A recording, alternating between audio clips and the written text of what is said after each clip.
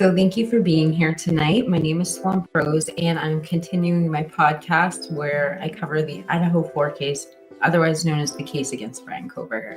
So I just labeled this live stream updates, but essentially what I'm going to be talking about is three different things. So the make and model of the vehicle and what exactly is going to be allowed in court, cameras, the cameras that are going to be used in court, the cameras that have been authenticated that we know about, and possible cameras that aren't going to be used. I'm also going to be talking about witnesses. So that's going to be both like witnesses physical and also witnesses as far as like maybe what they saw, but also what maybe they recorded. And I have a few questions that I hope to answer. But first, I just want to say hi to the chat. I have a few people here, and I'm going to try to make this live stream about 20 minutes because I know there's a few people who want to go live right now. I've already received a few text messages, so we'll try to keep this short and sweet. But thank you for being here, everyone. All right, so I've already got this document pulled up that I want to present to you right now. So we've been spending a ton of time reviewing, let me get the name of this document correct here, and we're going to get to it tonight as well, but we've been reviewing the state's response to the defendant's motion in Lemony number 12, make model of suspect vehicle. And tonight I want to read to you, and I should give credit, the reason I'm actually even looking at this specific document is because Christy Nevada posted it in my research channel inside my Discord server. So thank you, Christy. And the name of the document that we're going to be talking about tonight, it's 16 pages, but they're like 16 short pages, is called Reply to State's Response to Defendant's Motion in Lemony number 2 regarding vague and undisclosed expert testimony. So before I get into that, let me take this jacket off. I feel like this jacket is cute, but it's like very, I don't know. It's like really, really pink. It looks like, it's very Cape Cod. It looks like Miami Vice. Anyway, so yeah. So I'm going to ask you a few questions before we get started, just kind of to spark your curiosity about the kind of the angles that I'm covering this story at. So I want to ask you a few things first. I don't know, I keep switching the camera. Oh, you love it? Thank you. It's linen. So like what I like about linen, just to be a girl for a second and trail off, and like honestly, I shied away from linen my whole life because, you know, you wear it and it like looks like it's all wrinkly, but like everybody knows linen wrinkles. So it's like the one thing you can wear around. It's like wrinkly, but it's really versatile when you live by the beach. Anyway, so some of the questions that I want to kind of spark conversation with you tonight are these. So with the cameras that we've seen authenticated that are going to be used for the timeline, are there other angles that put the state's unused are there other unused cameras or other camera angles that contradict the state's image or the model of car in question? Are there alternative suspects possibly on any of this footage? Could that be one of the things they're discussing when they're saying you're not allowed to discuss alternative suspects? Is there a questionable car or a questionable person on other footage that they're not going to show? Was there a camera on the DoorDash driver's dash cam? And if there was, why isn't that camera authenticated in the 70-page document? Why did people on the balcony take a video of suspect vehicle 1? What made them turn on their camera at 3 to 4 a.m.? And what about that car made them take a video? And why aren't we using that video? And why isn't that story part of evidence? Furthermore, the people taking the video on the balcony, did they hear Murphy barking. Were the lights on at the 1122 King Road home? Let's see. Did they see the DoorDash driver leave? I've got a couple more questions. Hold on. Is there a 712 camera?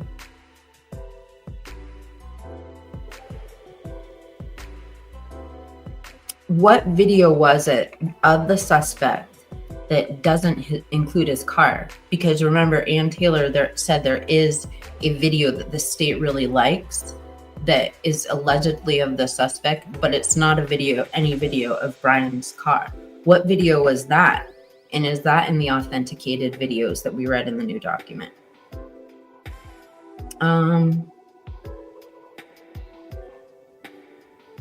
then the other thing I had is when I was reading through the camera information and this new document that I'm about to read to you, that Bryan Kohberger's defense team came up, I remembered reading something about the Gonzalez family, and they are being held as witnesses, not just for the sentencing phase, but possible witnesses. They were named as witnesses. And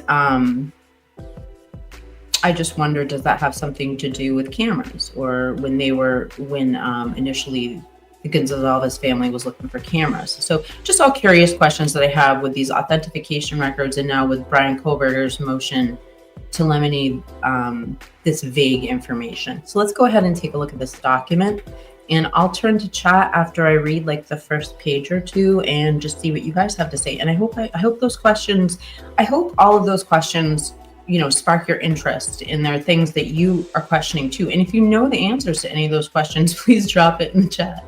So here we go. Okay. Let me make sure the camera's on.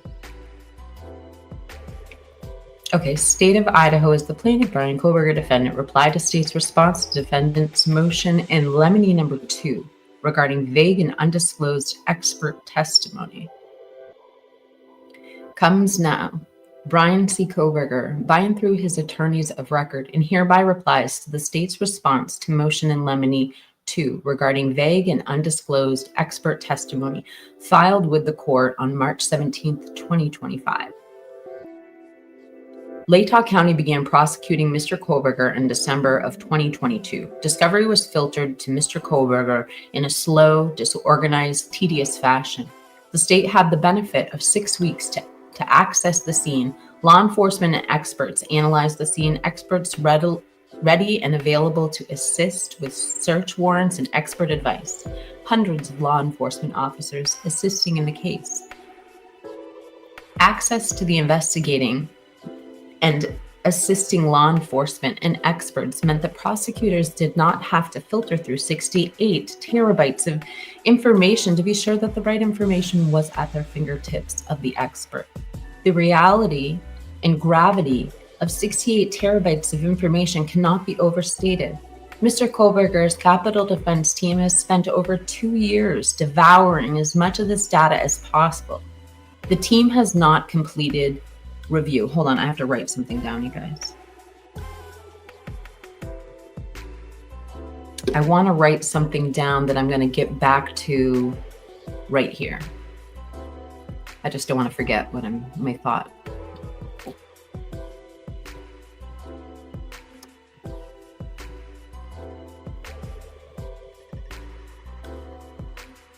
Okay, there we go. His team does not have hundreds of people to locate and talk about various pieces of information contained in discovery. The state does. Mr. Kohberger is protected by the U.S. Constitution and the Constitution of Idaho. He has the right to a fair trial, to have effective and assistance counsel, to confront evidence against him. He has the right to not be convicted unless the state proves its case beyond a reasonable doubt. The state bears burden of proof. The state has ethical duties under the Constitution, criminal and evidentiary rules, and the orders of this court to disclose expert opinion and what it would rely on in its case against Mr. Kohberger. Instead, the state provided vague, loose topic areas responses for the experts they have worked closely with. These same experts have worked with the state since the beginning of the case. The state, you know what's interesting is somebody who is writing this. Let me just, it's just,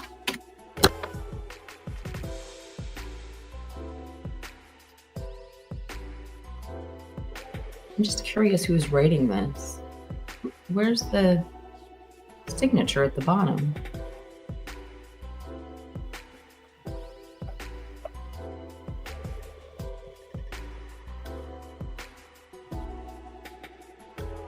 Who is that?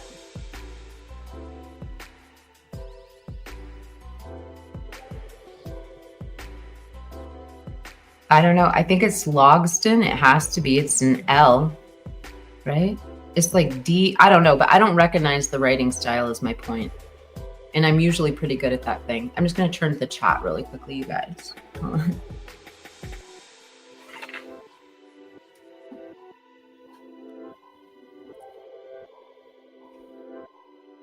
Oh, Twiz is here. Hey, Twiz. And Red Riding Hood, Trisha. Great live stream with you earlier. Awesome discussion regarding Cyray. Was gross. What's gross? AR's going live. That's why I'm trying to be fast. AR and Jen. So let me stop for a second. Is AR watching? But AR is gonna he's doing he's like going to the Ada County Courthouse for this hearing that's going to be held in 2 days. So he actually let me know earlier that him and Jen are going to be doing a live stream, and they shared some photos with me from their road trip, and it's incredible. I'm just going to tell you, they showed me snow in the desert. I've never seen anything like that. I've only been to the desert once. So. Anyway, not that you need to know that. Hey, James. Hey, Tonka. Well, thank you for being here. And Ida's here. I just wanted to see, okay, what I will do is I will take a moment to come through and star some of these comments. You guys, just please keep them coming.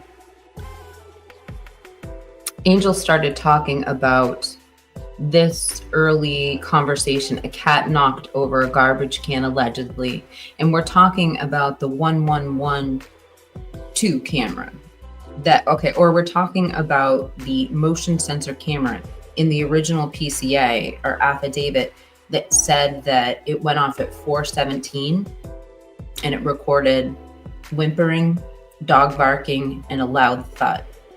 And it's part of, obviously, the timeline, one of those authenticated cameras. And she goes on to say, so the cat knocked over it, and then she goes on to say,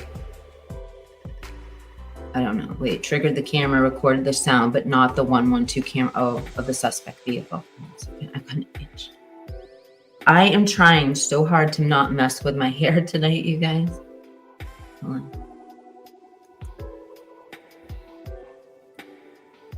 Wait, you're talking to me in text?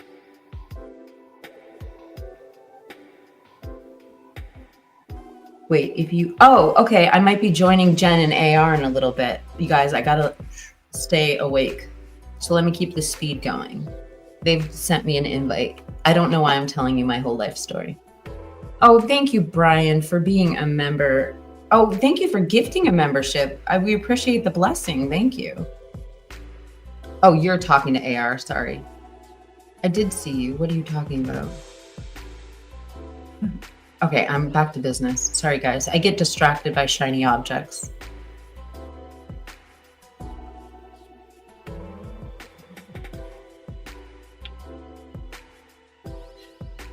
So here we go. We left off talking about Bryan Kohberger's constitutional rights, and since I broke this up, I'm going to start that paragraph over because it's important to all of us. So Mr. Kohberger is protected by the U.S. Constitution and the Constitution of Idaho. He has a right to a fair trial, to have effective and assistant counsel, to confront evidence against him. He has the right not to be convicted unless the state proves its case beyond a reasonable doubt. The state bears the burden of proof. The state has ethical duties under the Constitution, criminal and evidentiary rules. and orders of this court to disclose expert opinion and what it would rely on in this case. Hold on 1 second. Forgive me.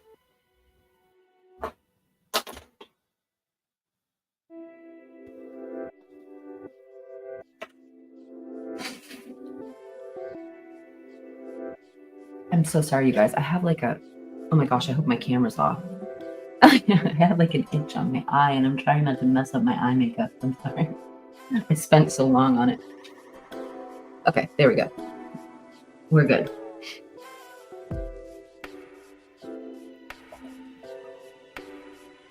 Okay.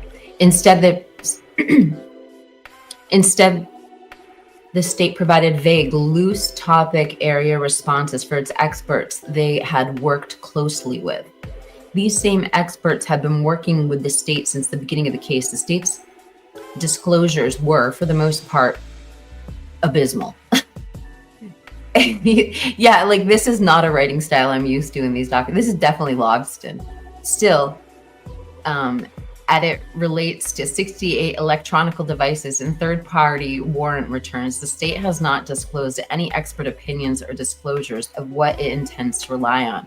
The state disclosures can only be described as saddlebagging. In many cases, it appears that the state initially discloses resembled a laundry list of topics. And then once Mr. Kohberger complied with the state's order, the state took advantage of learning a great deal about Mr. Kohberger's experts and evidence and tailored new disclosures to address Mr. Kohberger's experts. These are not rebuttal disclosures. They are the state's chief case. Numerous examples are laid out in detail in Exhibit 1. One example is the state's Amazon expert Cox. A second and more extreme example is the FBI's SA balance. Many of these expert disclosures are based on evidence and data that has still not been disclosed to Mr. Kohberger. This is particularly true of SA balance, whose ever-changing reports and opinions are based on material that has not been provided to Mr. Kohberger. This is super important right here. And I'm just going to say a word on this. And I actually talked about this in Trisha's live stream earlier. You guys, I kind of want to update the title of this live stream because I think we get more people in here. So I'm just going to say, let's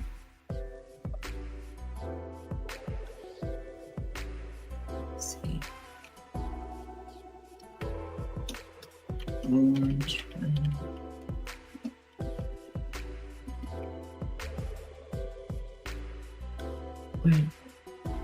And the missing cameras. Okay, there we go.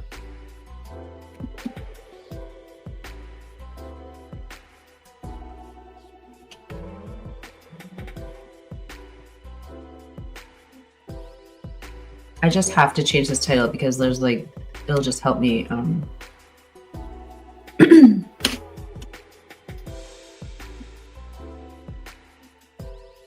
There we go.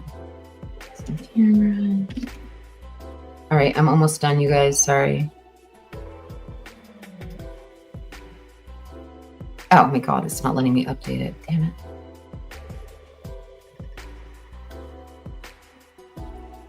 Hold on.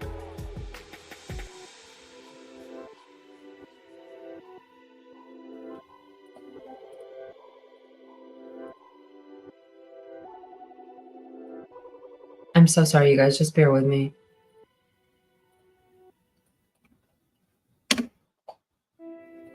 Okay, there we go.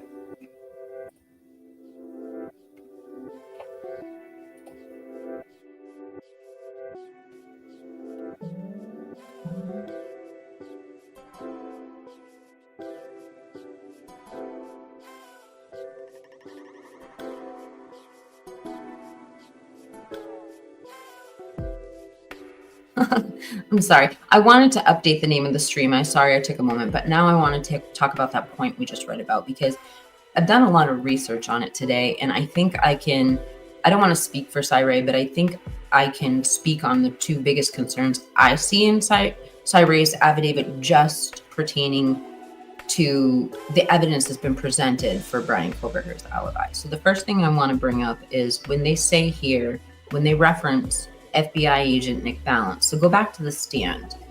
if you remember, Ann Taylor was talking to Corporal Payne, and take down Twiz's comment, and was like, so, how did you come up with this presented tracking of Bryan Kohberger's phone?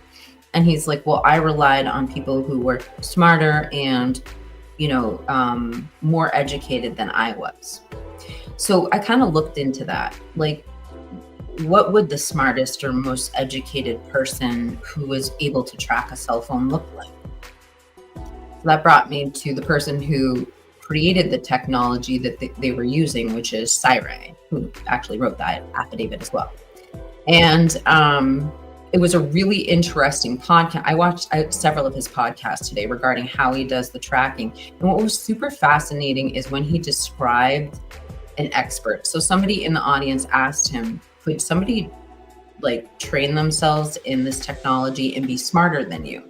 And what he basically said is, it's not, this is how the program works. It's a 40-hour certification in order to do this. So about 3 hours of that, in about 3 hours, you could learn to use this very well-written software. Syray wrote the program himself. So the program that runs the material is fairly easy according to them. And you can learn how to use it in about 3 hours. However, it's a 40-hour class. And the reason it's a 40-hour class is because the other 37 hours teach you how to create the product. So you have to be able to replicate what you do and have it be peer reviewed. And that's the only way that you can go and testify in court. So that's why there is a huge process telling people how to properly use it. And very often when this software gets misused, many, many times before, what ends up happening is evidence gets suppressed and cases can get thrown out. So this isn't a new thing. And it's just, we're seeing more light being shed on it because it's such a high profile case. Anyway, I'll get back to the document.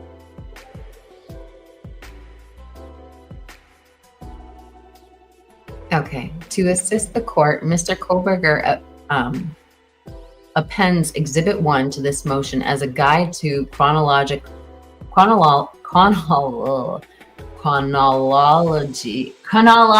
of the disclosures and the lack of detail. It identifies each expert and the limits of the disclosure. The state cannot be allowed to benefit from what they have. Mr. Kohberger recognizes what the state is doing, filed a motion to compel disclosures and a motion to extend his deadline.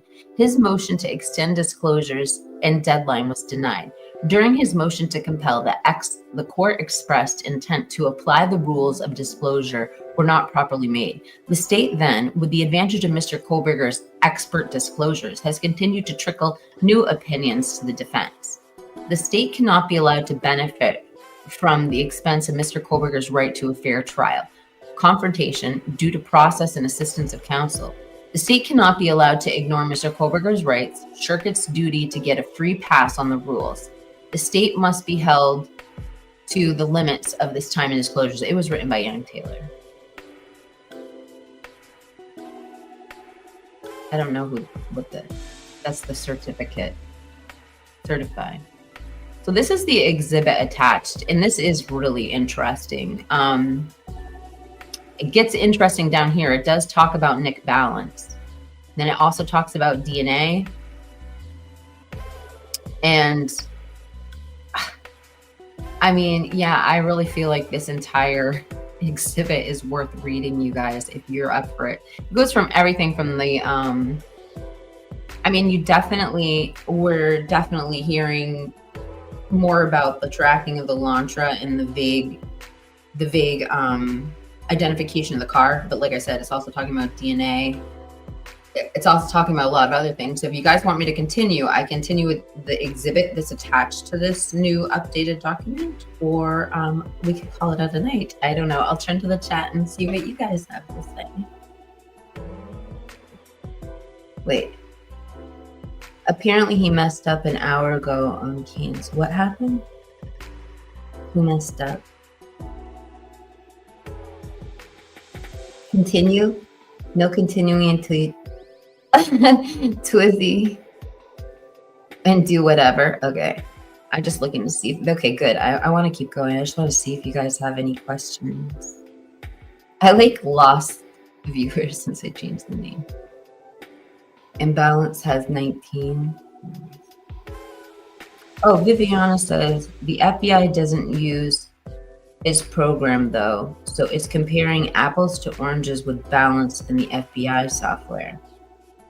But the work product, so the product should speak for itself is kind of like what I'm hearing though.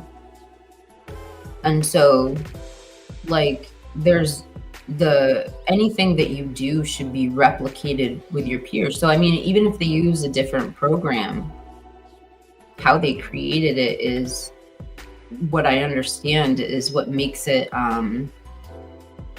what's the word, credible, is that it can withstand peer review, it can withstand scrutiny.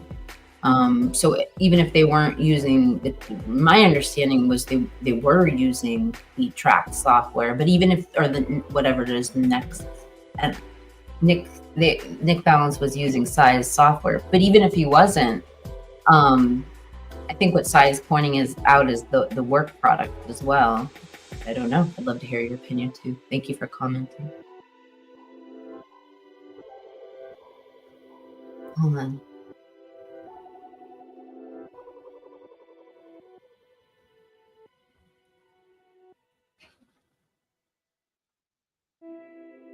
I do see some comments about the house being torn down. And I think that it's interesting in this conversation because they were saying that the drive test would have had to have been done before the house was torn down. So it is relevant, I believe, for tracking Bryan Kohberger's vehicle. All right, let me get back to the document since you guys want to keep going with it.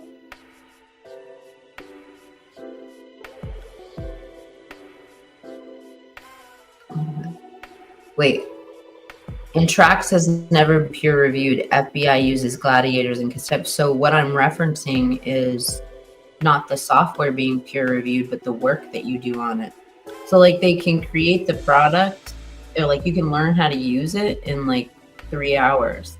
But what you do on it, the rest of the training apparently is how you utilize it in court, or how you are a witness, a special witness with that technology. And what he said, and I could, I'm sure you wouldn't care, I can pull up the podcast because I wrote down the timestamps of everything he said. But what he said is the other 37 hours are so that you can show how you produce the work product. And part of your expert testimony on the stand is not saying, oh, well, I'm more certified, more educated, more, special, it's saying, here's how I created the product. And another expert could come in and review the product if they wanted to. So I don't know. And I could be misspeaking. And just a disclaimer, I am clearly not an expert, and I'm just going off what I learned in a podcast, so.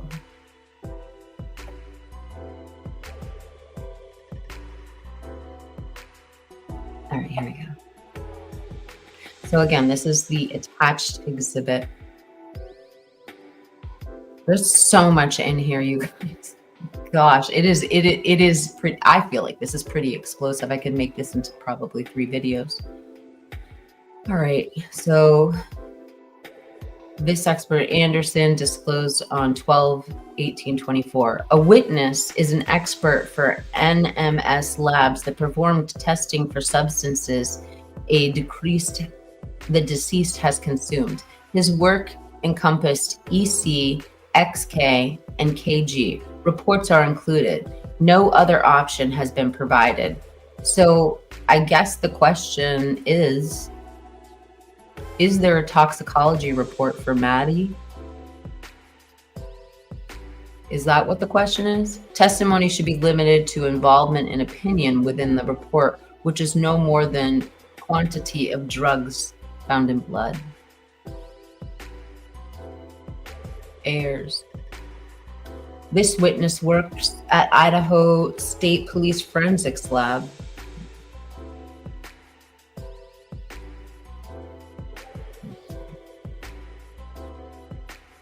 Sorry, I got distracted by the chat. She was on scene at 11:22 King on November 17th, 2022. She has continued to work for ISP Forensics since. She has been accessible to the state beginning 4 days after the incident and forward. Initial disclosures, 12/18/24. Topic areas. Heirs can be expected to testify as to the search and collection of evidence, such as presumptive blood testing, the collection of buccal swabs, swabbing for potential DNA evidence, collection of hair samples, and/or latent prints. Heir may also discuss the process of photographing crime scenes. Additionally, heirs may discuss lab protocols and procedures, including the deposition of evidence. Lab Report 25 was disclosed as her expert opinion. Rebuttal disclosures, 2/17/25. She actively participated in using LizQ imaging system, marking blood stains, reviewing evidence, discussing which evidence may or may not be relevant to the crime. Liaising, I can't even say it, liaisoning, I don't know how to say it, liaising with detectives on the case and working with other entities to support the need of the investigation. Much of this disclosure describes what can be done and what a crime scene team does. These descriptions of what was done are included, but the disclosure does not clearly state what she did or what her opinion is. Additional disclosures, 3/3/25. This disclosure, so these are the things that they want in Lemony that they're motioning. This disclosure starts with a general scene processing before other topic areas are discussed. Heirs will testify, and this is the quote, heirs will testify about DNA, deoxyribonucleotide acid, and genetic, sorry, that took me so long, genetic material containing human cells that may be utilized for human identification. I'm an idiot tonight. DNA may be present on an item in the form of biological materials such as blood, semen, and saliva, and may be left on an item when it is handled, touch DNA. Biological evidence and possible potential DNA evidence is collected and for preservation and may be sent for further testing by qualified DNA analysis. Crime scene personnel do not test or screen for DNA specifically. The disclosure continues describing the process and testing. The state does not disclose any opinions she may have about what was done and why. The state does not provide any opinions related to her knowledge of DNA in this case or touch DNA. The state has not made any expert disclosures with other lab reports. 25. The court must limit Ayer's testimony to her qualifying background and her work and opinion as stated in Report 25 attached as Expert 1. Here we go with balance. Special Agent Balance is an FBI agent specializing in cell site location information and member of the Cellular Analysis and Survey Team, CATS. He worked alongside Moscow police detective. He was co-located in Moscow. He assisted in search warrant application and was communicating with the state and detectives at least as early as November 15th, 2022. He assisted the state in securing digital information and analyzing information, as well as conducting interviews as part of the investigation. Expert disclosure, 12/18/24. The initial disclosure stated he would testify about how cell towers work and interact with cell phones. His testimony would include what records related to personal cell phones are available and how they are used. Special Agent Balance will testify consistent with the historical cellular phone data provided to defendant in discovery. Special Agent Balance will explain the methodology used to create his report, which is attached here too as Exhibit S2B. Special Agent Balance will discuss how the cell detailed record provided by AT&T were used to create the site maps contained in his report. including his corroboration of the mapping with the records provided. Special Agent Balance will also explain in detail where mapping in his report reflects. So that's interesting, because if you listen to Psy, they're saying that if they have that, it hasn't yet to be provided, right? So it hasn't been reviewed by Bryan Kohberger's expert.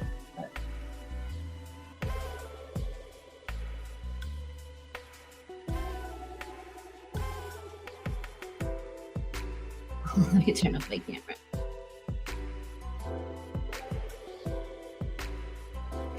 It is noteworthy that the state has never disclosed Special Agent Balance's methodology used to create this report, his report.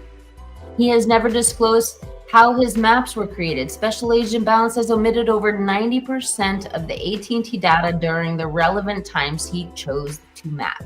There is no disclosure as to why this data is omitted. Special Agent Balance will provide his opinion as to the general location in which the target cellular phones were located at various times before and after the homicides at 1122 King Road and the cellular phone's direction of travel. That testimony will rely on information furnished by cellular phone providers concerning which cell phone towers and cellular phones are connected during those times. Special Agent Balance may also testify regarding which cellular tower sections were utilized for the relevant data and explain that direction of the cellular tower sector utilized can indicate the general location of the cell phone relative to the tower utilized. The state never produced the actual opinion of Special Agent Balance in the general location of Mr. Kohberger. Cellular phone was at various times before and after the homicides at 1122 King Road home in the cellular phone's direction of travel. Again, the 21725 rebuttal disclosure. The state responds to the defendant's disclosure, but in doing so, it continues to refuse to provide expert analysis and opinion. And it's quoting the state. The FBI Cellular Analysis Survey Team, CAS, conducts drug testing using a Gladiator Autonomous Receiver, GAR, developed by Gladiator Forensics. The GAR collects the data and then analyzes the Gladiator Forensics software. The software creates the coverage maps seen in several pages of the report. The coverage maps are created using actual measurements taken by the GAR and interpolation. I'm so sorry, I'm not reading well. So interpolation using the natural neighbor algorithm. Bryan Kohberger's attorney goes on to say the disclosure does not state who produced the maps and how they were analyzed. The disclosure lacks an opinion about the mapping program and its production. The state has not disclosed records that verify the mapping program, nor has it stated Balance is an expert in mapping. Special Agent Balance went to great lengths to obtain raw drive test data in this case. Despite those efforts, he has only produced the mapping and data for less than 5% of the relevant cell sites in his work product.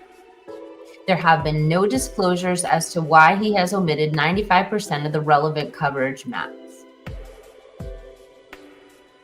This disclosure goes on. FBI CAS examined each transaction in the raw records to determine reliability based on several factors. As an example, when the AT&T data session is initiated on AT&T network that is not following a timeout of previous data sessions, AT&T records the first cell site and then the subsequent cell sites associated with the session if applicable. The state does not disclose Special Agent Balance's review of the reliability.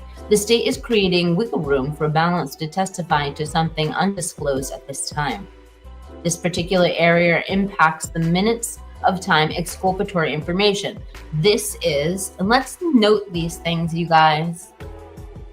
This is 7 minutes between 2:47 and 2:54. And I think, you guys, this is right. Well, we'll keep reading and then I'll blab. The state applied for a search warrant and its arrest warrant, claiming Mr. Kohberger's phone stopped reporting to the network at 2:47. The state later had to concede, based on its own discovery disclosures, that the phone went off network at 2:54. Between the time of 2:47 and 2:54, while the phone was on and receiving service, it was utilizing cellular towers. The phone was not stationary and utilizing only one tower. The phone was moving during these 7 minutes. During the 7 minutes of the tower handoff service as the phone is moving. These handoffs, once analyzed, locate the direction of movement and the location of the phone when it stops reporting at 2:54. The state assesses Special Agent Balance mapped this data but has not produced it. The state must be required to disclose what it is not saying here. The state must not be allowed to ambush Mr. Kohberger at trial, stating that something that is not grounded in record. So true. I think Alibi goes both ways, right?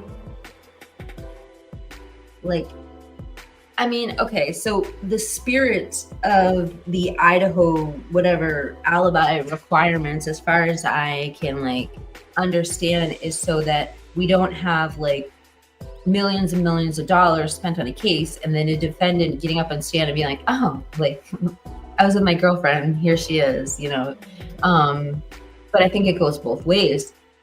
Bryan Kohberger spending millions of taxpayers, it's a public defender. The taxpayers are spending millions and millions of dollars on his defense as well. Is the state allowed to ambush and just show something that's not on record at trial? It's a really insightful point, personally, I think.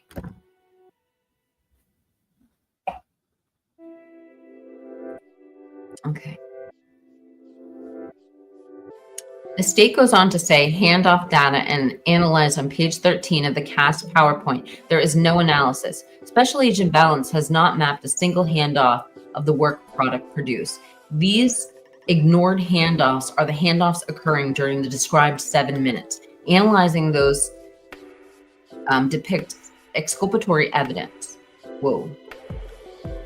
Analyzing those depicts exculpatory evidence. When have we heard the state put that on record recently? That's interesting. I'm really going to note that. That's on page 7 of this document. Let me put a little... Okay. It's important to understand the handoff of data makes it more than 85% of the defendant's AT&T network connections. SA Balance's opinion as to why he can omit those connections is part of his report, while relying on them in others may be clearly stated.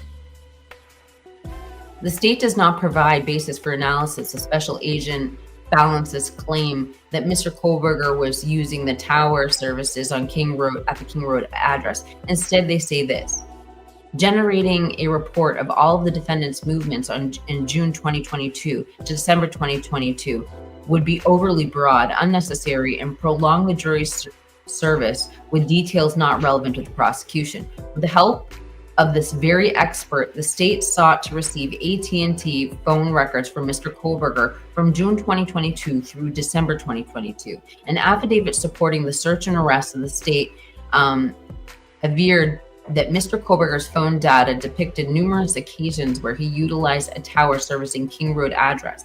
The state supplied SA Balance with an expert disclosure, his PowerPoint with slides 29 and 30, claiming this same thing. It is noteworthy that the dates of this alleged behavior have been changed over the course of the expert's work. What the state has failed to do is provide the analysis of this claim. Mr. Kohberger will face his capital jury without the state backing up this claim. The state does not have a connection between Mr. Kohberger and anyone from the 1122 King Road home, which is interesting to have that reiterated again at this late date. The state puts this information out in an attempt to establish a connection.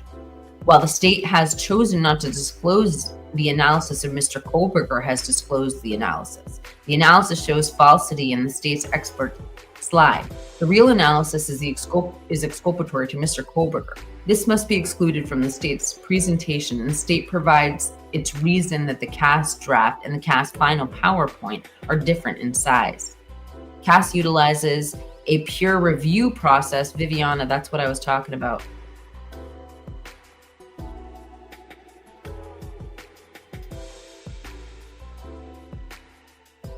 Are you still here? Viv, are you still here? Viviana, I don't want to call you Viv. I just shorten people's names. I'm sorry. But this is what I was talking about. It says CAS utilizes peer review process of any work product prior to being presented at trial. This peer review process is meant to ensure the final report is accurate, provides clarity in raw cellular records, the relevance to the state's case and presentation.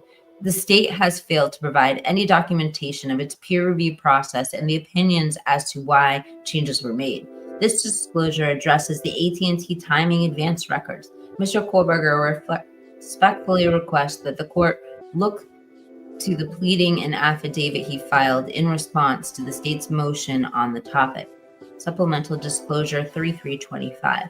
This disclosure advises the court and counsel that Special Agent Balance plans to testify by summary from various AT&T documents and utilize his own created summary as exhibits in place of actual record. The state has not supplied such documents, unless it is PowerPoint. If that is the case, these documents are data that are in result of undisclosed analysis and interpretation of the data. This disclosure advises SA Balance will testify as follows. Well, I want to take my camera off because I feel uncomfortable. I should check my phone. As you guys, did AR go live already? Am I taking too long?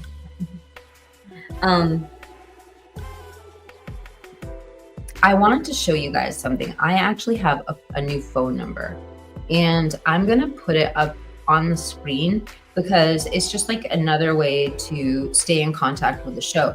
You can text questions, comments in. You can also call the phone number. We could use it as a hotline if we wanted to, and also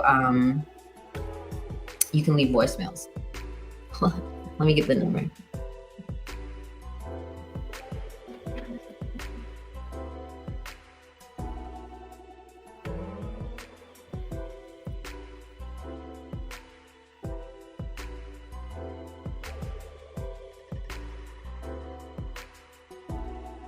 Okay.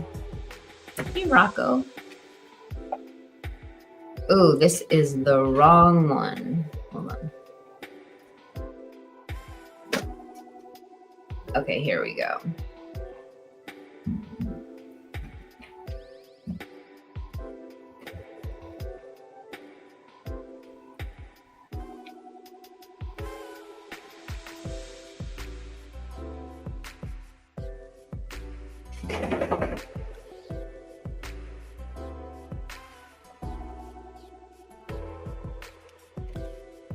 All right, I'm labeling it hotline. My dog.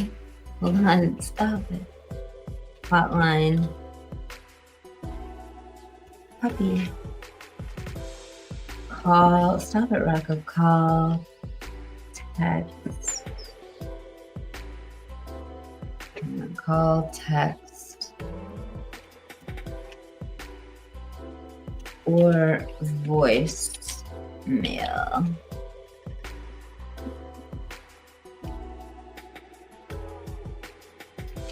And I mean, like, I'm gonna put the hotline up. Wait, oh, I have too many banners. I'm gonna put the hotline up, and like, even if we don't get to like your call or text this show, you know, we'll get to them the next show. So go ahead and utilize the hotline, and yeah, there you go. Oh, 12 new comments. Wait, Kiki put me to sleep. Is it the music? Is it the lo-fi? Oh my gosh. Thank you, Brian. It's really sweet. Wait. Okay, I'm gonna get back. Sorry, I get distracted by shiny objects. I'm getting back to the chat.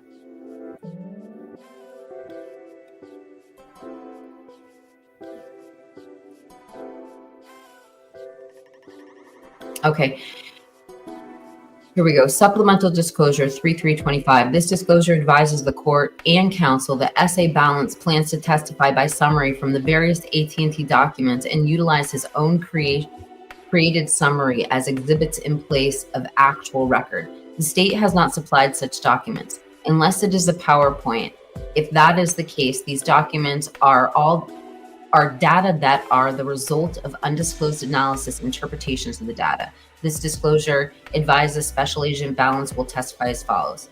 Page 13 depicts cellular phone usage by the 8458 phone number on November 13th, 2022. And Balance is expected to testify that when the 8458 phone interacts with the AT&T network at 2:47:29 a.m., the phone was not at Bryan Kohberger's residence, marked BK on the map. Rather, it was southeast of Bryan Kohberger's residence as depicted by the drive test data.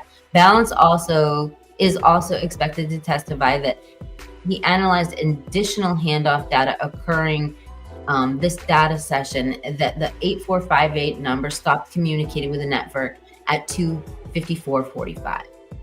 The state has not disclosed an analysis where SA Balance has claimed that the phone was located. These are the 7 critical minutes that contain exculpatory evidence. Page 28 shows a map that includes 1122 King Road home, which is represented by CS on the icon, and the yellow circle that represented a 100-meter radius around the crime scene. Balance will explain that he conducted analysis of all of the cell sites in that area, provided the coverage to the crime scene, and identified any cell sites that drive test data showed coverage, including a 100-meter radius around the crime scene. The state has not disclosed this analysis. Page 29 and 30 represent any time that the 8458 phone utilized a cell site identifier as part of page 28. Between the hours of 10 p.m. and 4 a.m., 23 separate instances between July 9th, 2022 and November 7th, 2022. Balance will testify that the 8458 number used cell site consistent with being at the crime scene during these dates and times. Balance will further testify that the hours between 10 p.m. and 4 a.m. were identified by the investigative team as times of interest. The state has not disclosed this analysis. Its 2/17/25 disclosure is that these times the state has claimed were cumbersome and waste of time analysis. Mr. Kohberger provided Exhibit 2, Affidavit of Ray, in support of his motions to include SA Balance's testimony. The witnesses must be included: Bernhardt and Heather and Jared. Initial disclosure 12/18/24. This disclosure leave open any analysis and any real opinion about user behavior and actions on the PC and options gaps. Rebuttal disclosure 2/17/25. This disclosure advised Mr. Kohberger of his expert's need to do a better disclosure so the state could rebut his expert. Testimony and trial must be limited to what these experts examined in the process used in identifying things found as contained in the disclosure. The experts have not provided opinion about user behavior. Only the gaps are abnormal. The further opinion is provided for Mr. Kohberger. Cox. Initial disclosure 12/18/24. This disclosure is a list of topics. Supplemental disclosure 3/3/25. This disclosure discloses specific areas of testimony. This discovery comes almost 3 months after the disclosure date and is still lacking critical information. See David Howell affidavit in the motion to Lemony, number 9, Amazon Click Activity. Testimony must be excluded because no real expert opinion has been stated and the testimony is based on an incomplete information. Jason White. Initial disclosure 12/18/24. This disclosure lists topics of area of SDR and YSDR DNA testing in one specific area, the Pennsylvania trash pool, and contained lab report number 6. This disclosure contained loose language about additional information or other analysis findings. Rebuttal disclosure 2/17/25. This disclosure increases her testimony about CODIS and why profiles were or were not uploaded. The decision and reason not to utilize CODIS for 2 of the unknown male profiles has now been disclosed for the first time in over 2 years.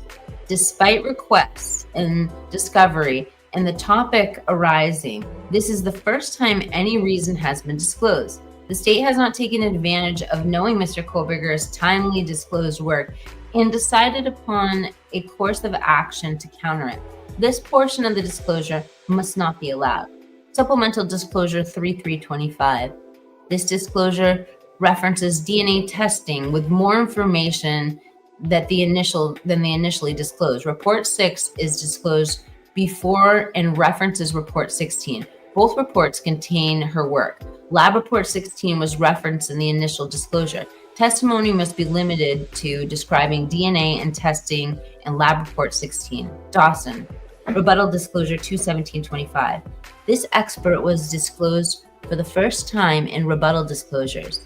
His area of expertise is proposed testimony that MM was severely impaired by her intoxications and could not fight back, as not one that has challenged by expert in Mr. Kohberger's disclosures. The timing of this disclosure does not leave Mr. Kohberger the opportunity to consider necessity of meeting this expert analysis. This testimony serves no legitimate purpose other than to inflame the passions of the jury. Mr. Kohberger has not been in any way contested to the toxicology of MM. This is improper rebuttal and must be excluded. I just had like the weirdest thought, and I don't know if anyone else was thinking of it. And this has nothing to do with like the defendant or the suspect, but like we all saw Maddie, and we all knew she looked heavily intoxicated from truck. And then we see there are 3 of the victims and their toxicology reports included. What else was in Maddie's system? I mean, when you think of a young girl like that and she's been at a bar with open drinks, it's just scary, what somebody could have put in her drink. We don't know. So I'm just like speculating. But like if that were the case, that could bring up alternative suspect. But anyway, I'm just like giving a conscious stream of thought and thinking out loud.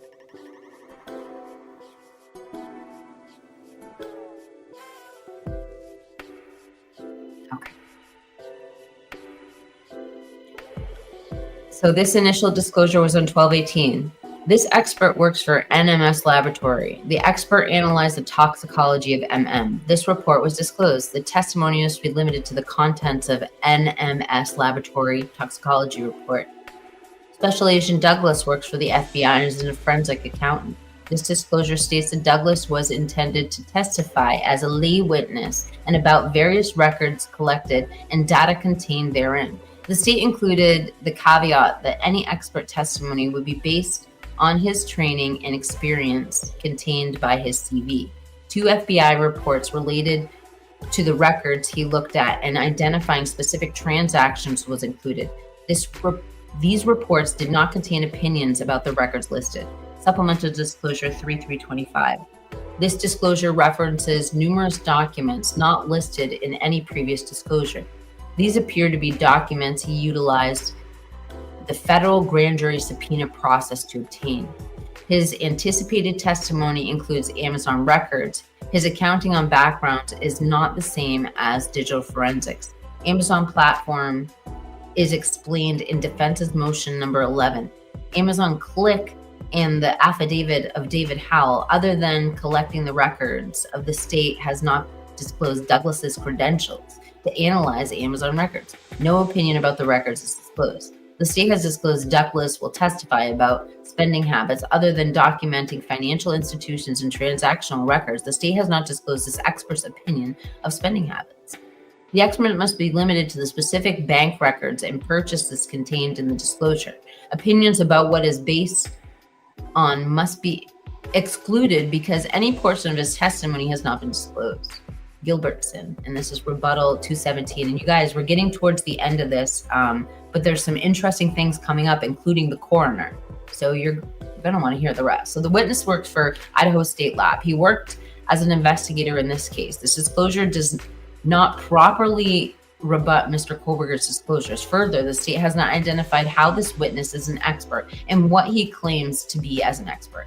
Expert testimony and any opinions must be excluded. Hill, rebuttal disclosure from 2/17/25. This witness is disclosed as a rebuttal witness.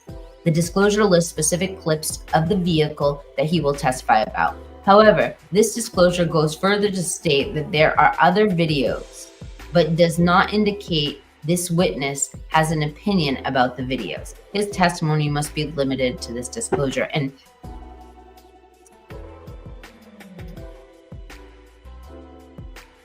this just goes down to the other cameras and the vague reporting of the car. I mean, other camera angles, whether they're hidden or there's other cameras that haven't been disclosed, we're just seeing the authenticated cameras in the state's newest paperwork, the cameras that they're using to establish a timeline. So there are other cameras.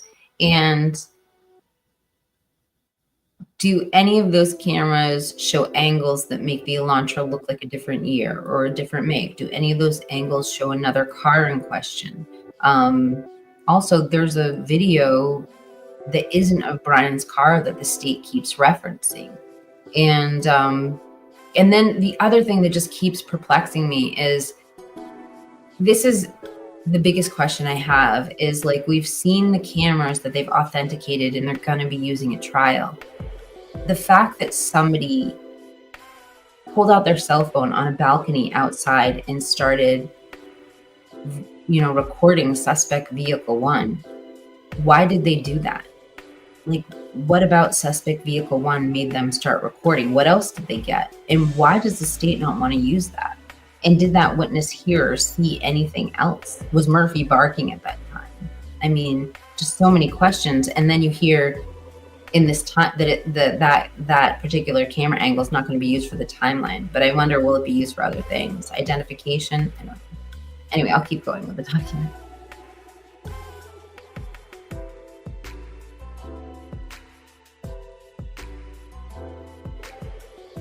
Okay. So this is initial disclosure from 2/18/24, rebuttal disclosure 2/17/25. This witness is a special agent in the FBI. His role was to look at video footage supplied to him and attempt to make a model identification of the vehicle captured on the footage on King Road. He was supplied various additional clips to make identification. Both disclosures contained options in rebuttal to Mr. Kohberger's expert opinion, as long as the testimony does not change from that contained in the disclosure or go beyond disclosures from Mr. Kohberger was advised. Now we're getting to to Kathy Mabbitt. And this disclosure was made on December 18th of 2024. This witness is a coroner for Latah County. This disclosure contained opinions in reference to the previously sworn testimony. As long as the testimony does not change, Mr. Kohberger is advised. And this disclosure is from the same date. This witness works for the Idaho State Police Forensic Laboratory. This disclosure contains a notice that this witness will talk about the process of DNA work, and specifically her work in lab reports 1, 4, 17, and 20. The state uses loose language about her testimony not being further limited. Yeah, they really should tell what she's going to be talking about for her expertise. Oh, we got a phone call, you guys. The hotline got a phone call. Oh my God. Hold on.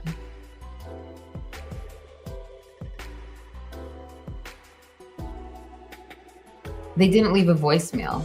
Shit. Okay. Let me turn the ringer up here so we can hear it. I don't know how to turn the ringer up. Okay, so anyway, we've got a couple new voicemails. Oh, we're getting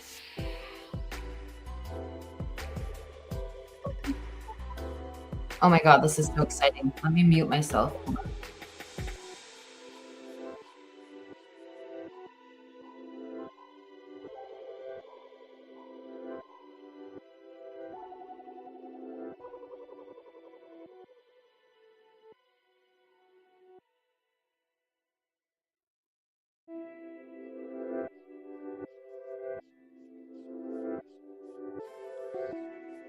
So the caller got shy and hung up, but at least we know the hotline works, you guys. So go ahead and call the hotline or leave a text message, a voicemail, whatever. I will get back to all the texts and voicemails at the next show.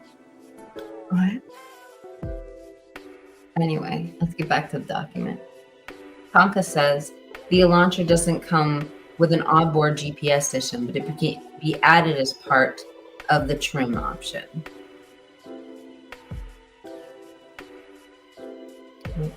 Yeah, I did screen it first. She sounded lovely. It's too bad. It's too bad she didn't want to talk. All right, let's get back to the paperwork, you guys.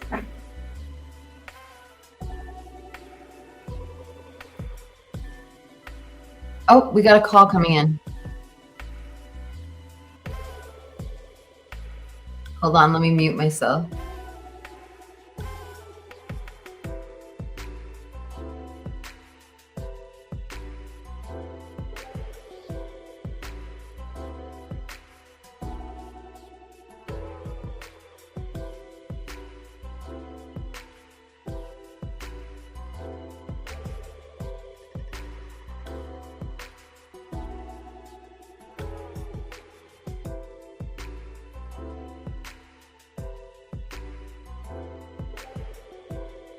All right, the hotline is not going to work out tonight, you guys, but we'll keep trying. Text messages will probably work better tonight.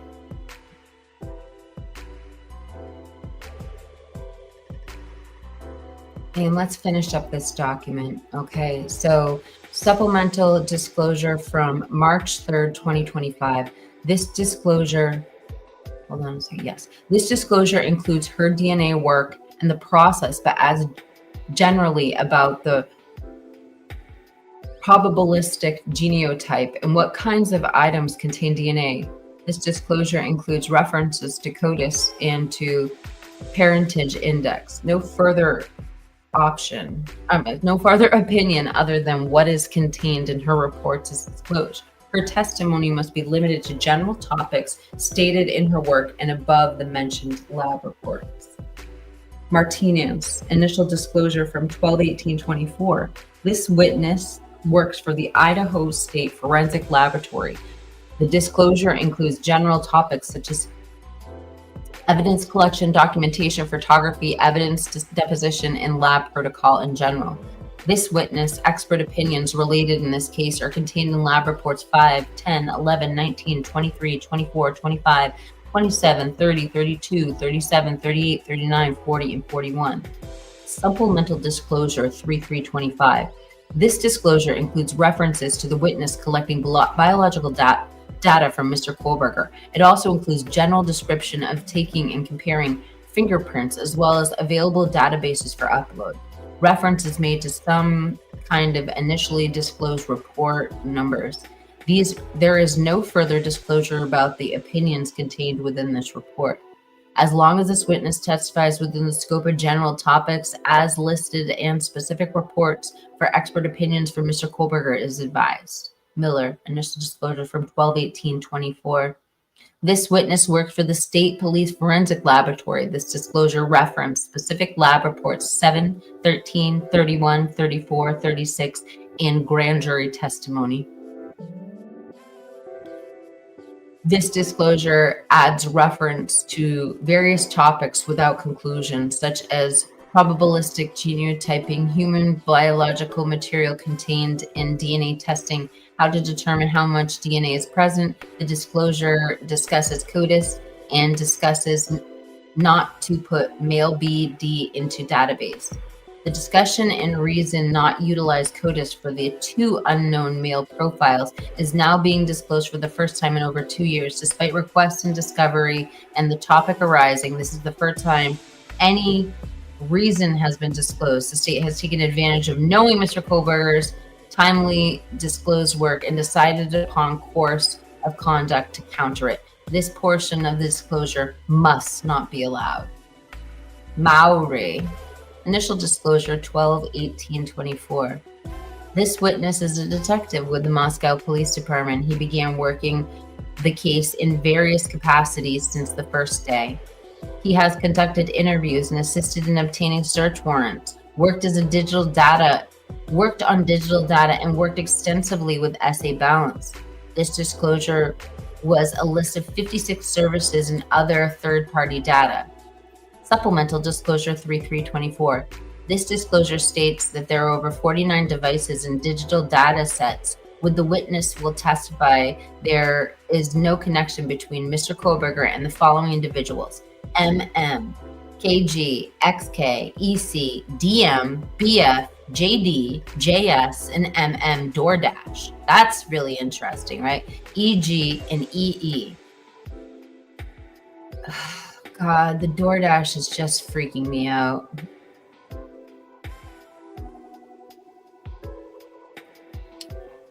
You know, it's just so hard to hear that the DoorDash has, like, you know, the DoorDash, how ironic, you know, that the DoorDash comes 5 minutes before this.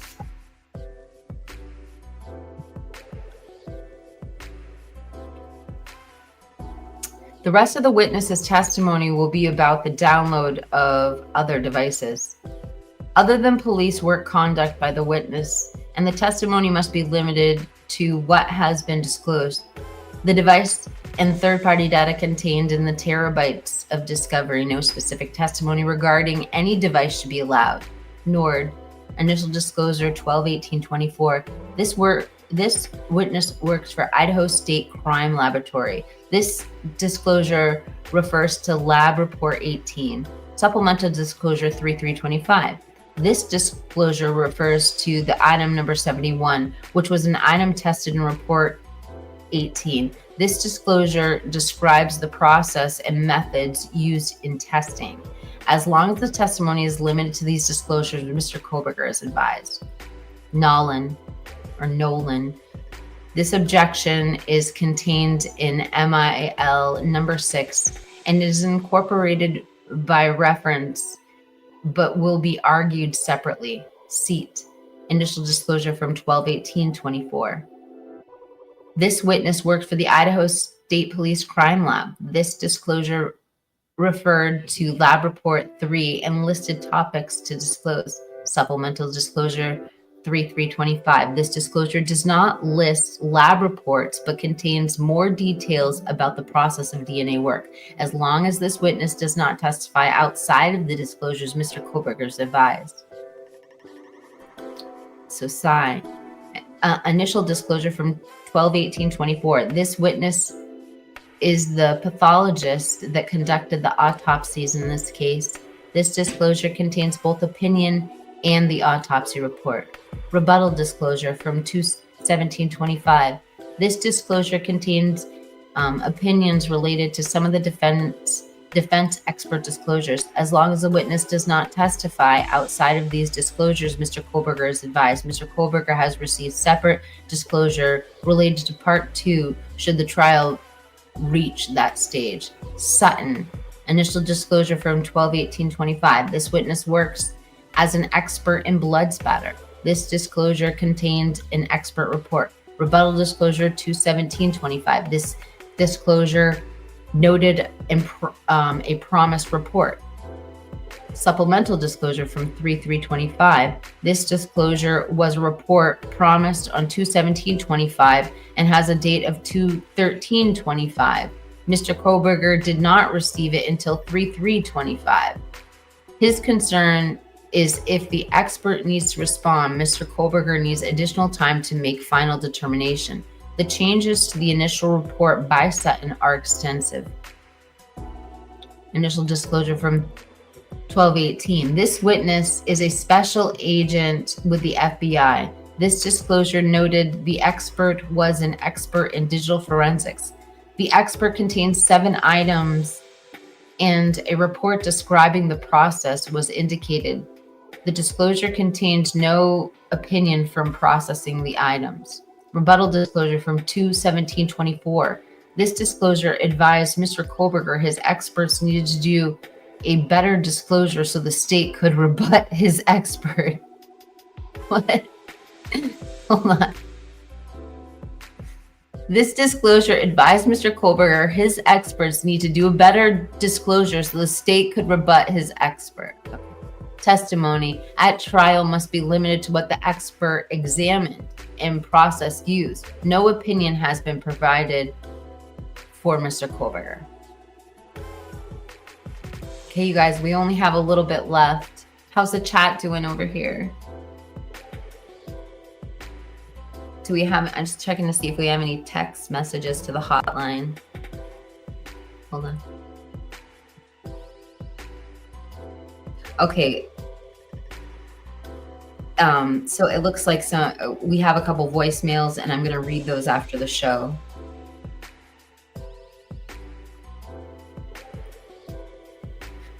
Okay. So we left off here. Initial disclosure from 12/18/24. This witness was an examiner with Post Falls Police Department. This disclosure contained references to 7. Hold on a second.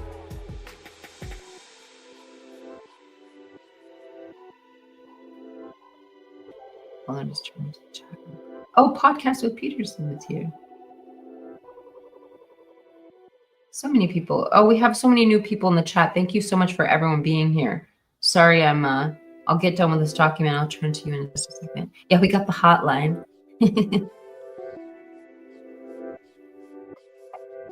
Write the number down because it's not going to change, and that's how you guys can get a hold of me too.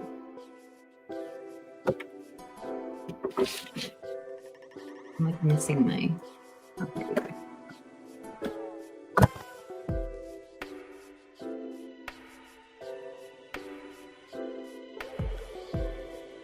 Okay.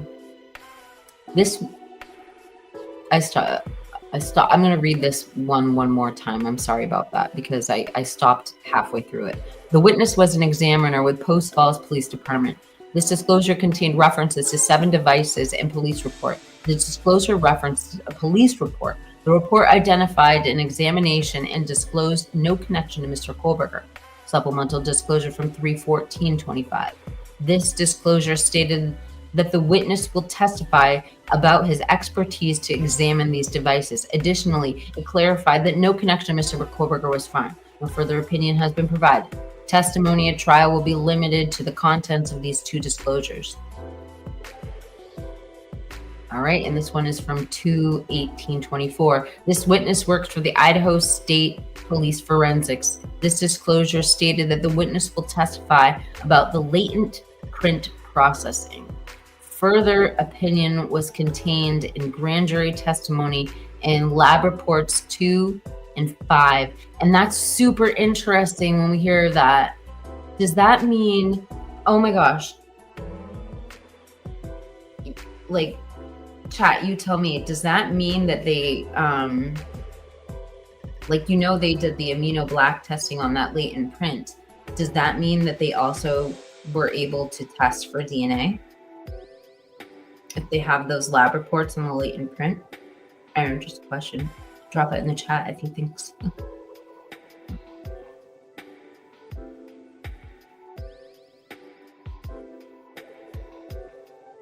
See? All right. Supplemental disclosure from 3/3/25. This disclosure references the same lab reports but contains greater detail about the print examination, processing, and uploading for database comparison. No further opinions have been provided. As long as the testimony relates to what has been disclosed, Mr. Kohberger has been advised. And Wilt. Initial disclosure from 2/13/24. This disclosure disclosed prior testimony in grand jury lab reports 1, 3, 8, 9, 14, 22, 28, 29, 33, and 35. The supplemental disclosure from 3/3/25. It says, does it say 35? Yeah, 3/3/35.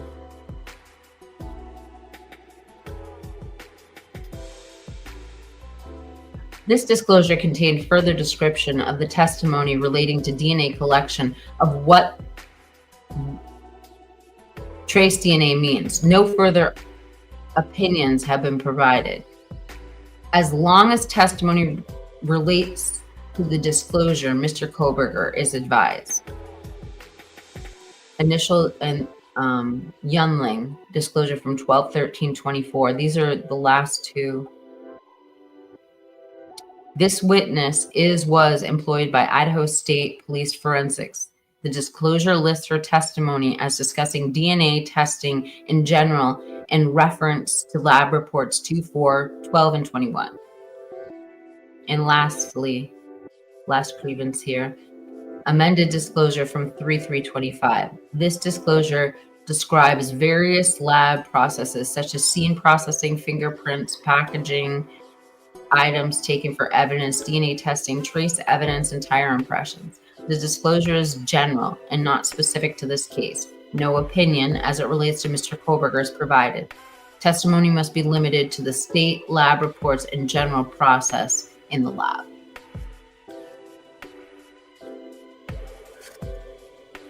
Okay, so, that was the document I really wanted to present to you. We are now at 1 hour, 20 minutes, and I was really hoping to keep it to 20 minutes.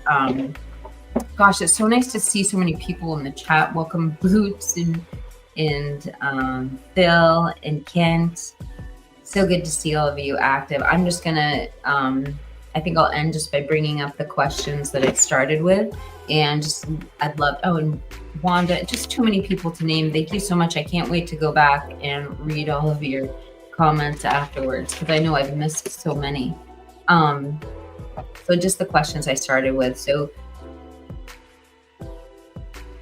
this live stream was regarding the make, model of the car, vague information, possible cameras that aren't mentioned, cameras that possibly aren't authenticated, cameras that aren't disclosed. And the state, Bryan Kohberger's defense team has stated in this document, they are still reviewing some of this camera evidence.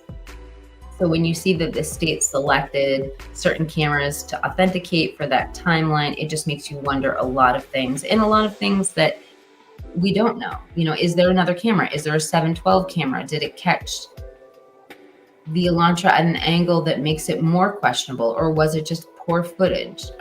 What about that balcony cam? What provoked that person to start their cell phone? Some of the other questions we have.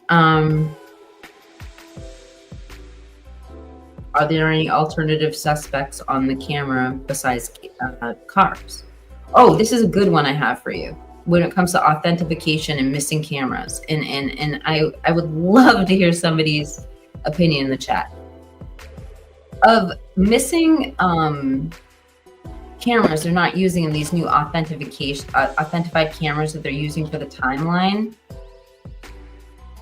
What happened to the camera that caught the car speeding away in the early morning hours at the gas station? Because if they're not using that footage, I wonder, is the defense using that footage? Are they saying that was like some alternative suspect? Like, who was speeding away from the direction of the crime scene at that gas station? Or was that suspect vehicle one and it just wasn't a quality enough image to use? Or was it identified as another type of vehicle? I don't know.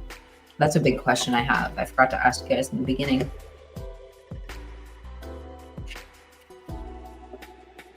Oh, and questions for the balcony video people. Were the lights on in the house? Could they hear Murphy barking? Did they see the DoorDash driver drop off the food and leave? Is there a 712 camera?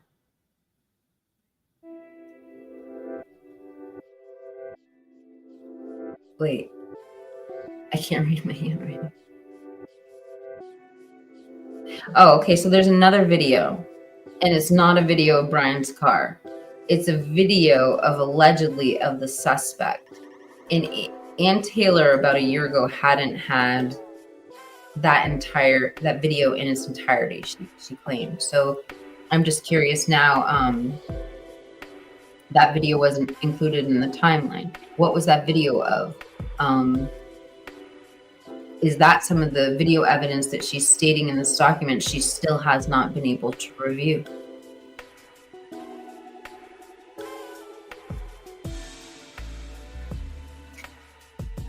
And then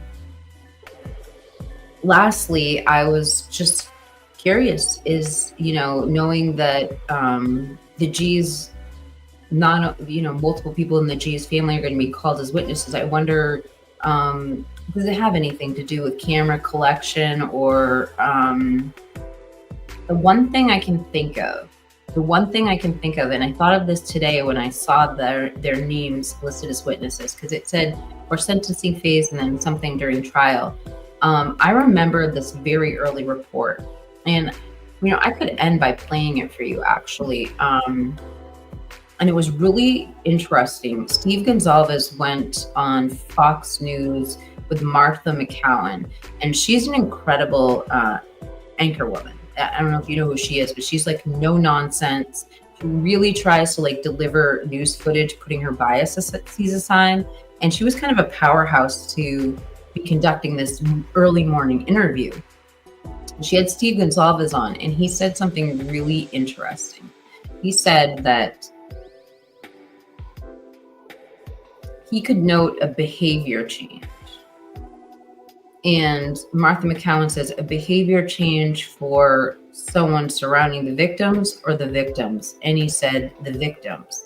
And then she said, can you share that with us? And he said, no, the police have asked me not to share it. And I'm wondering if that's why the Gonzalez are going to be witnesses. And maybe I'll just end by playing you that clip so I can leave you with something other than me blabbing.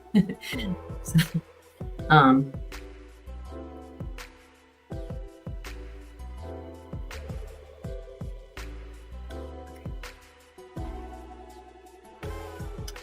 all right, so I edited a video and uploaded it. There was some information. We were able to get that to the police. Okay.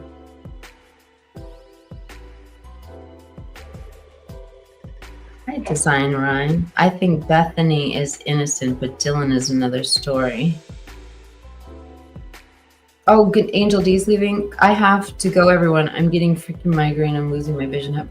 Angel D, I'm so sorry you're not feeling well. I hope you feel better. And all of my mods, including Angel D, I really appreciate your time. I know it's been a long live stream, and I can't look at the chat, and I just really appreciate you guys keeping it clean and protecting me. And the chat is awesome tonight, by the way. Thank you guys for being so active. Hold on. Oh, yeah, Dumpster Guy.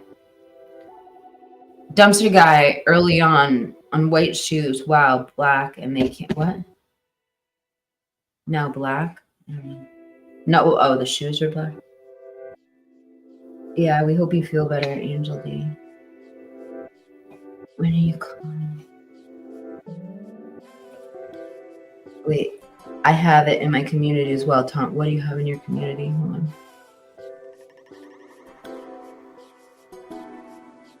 They have the link available. Are we talking? So, I don't know if you guys are talking about the link to the live stream, but I do want to tell you, if anyone's curious how they can watch the hearing. And again, I'm going to be having coverage. AR and Jen are out for the live to get us some live coverage. But if anyone is interested in watching it for themselves, you go to Idaho Judicial Cases of Interest, and the link now automatically brings you to the live stream channel of that page. So I actually have to backspace to get to the documents. So that official link in all the searches now brings you right to the live stream, just to probably make it easier, because general public is probably looking for that and not the court docs. I'm trying to turn off my camera so I can put my jacket on. I'm trying not to adjust my hair tonight in front of the camera. Okay. All right, guys, let's play this soundbite, and then I'm going to let you go, and I'm going to try and jump up and support AR and Jen.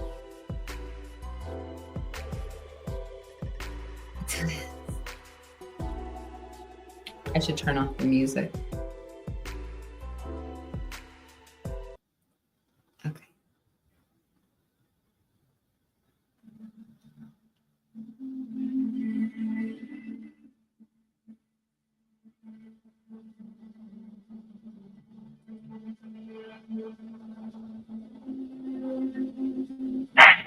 His mom said something about being careful that he is around, that he's watching all of this. Getting into the phone, you said we have family passwords, and we were able to get in there Is there anything that you can share with us about what you learned there or people she was communicating with? We know there was a back and forth between she and her on and off boyfriend through the course of the night.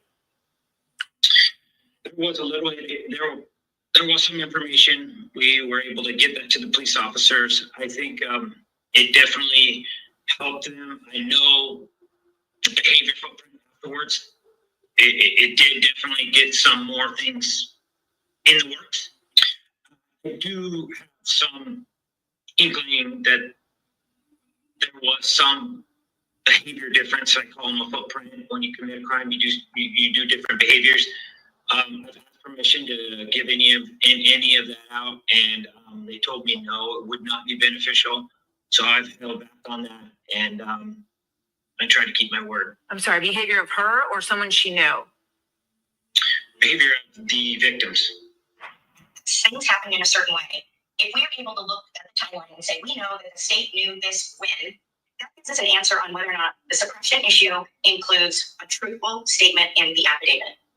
And if I'm not making sense, I want you to tell me to clarify that. But we need to know the timeline of all of the evidence in this case and when the state knew what it knew, or why certain things were being looked at before Mr. Kohberger's arrest or well into late in the year in 2023 related to the victims, and try to piece together, is that something that the state is still seeking because they're pursuing the alternate suspects that exist in this case? There's so many things that we are trying to understand. The state's pathway to their prime suspect.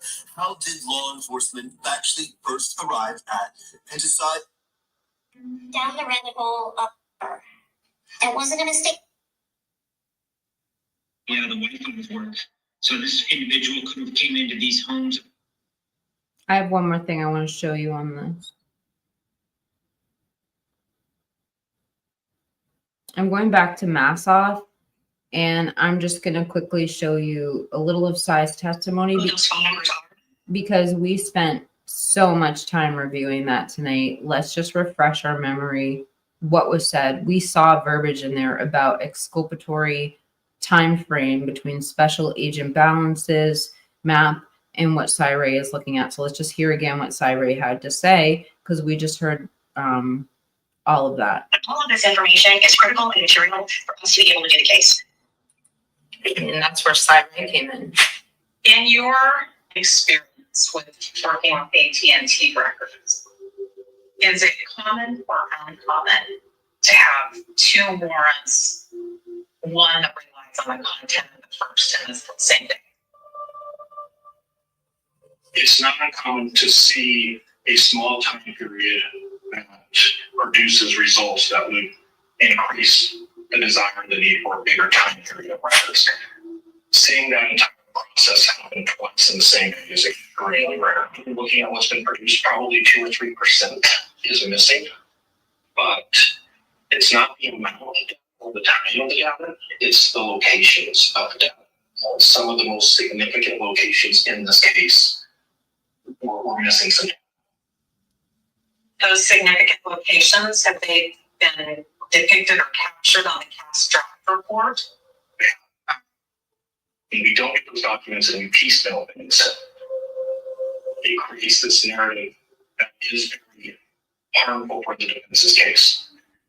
As I've got more documents, I'm finding it's not harmful for the defense's case. There's a lot of misstatements that have been made. So yes, to your question, to date, it is very helpful for Mr. Kohberger. I reserve the right to change that in 6 months, depending on what type of documents are released and what's out there.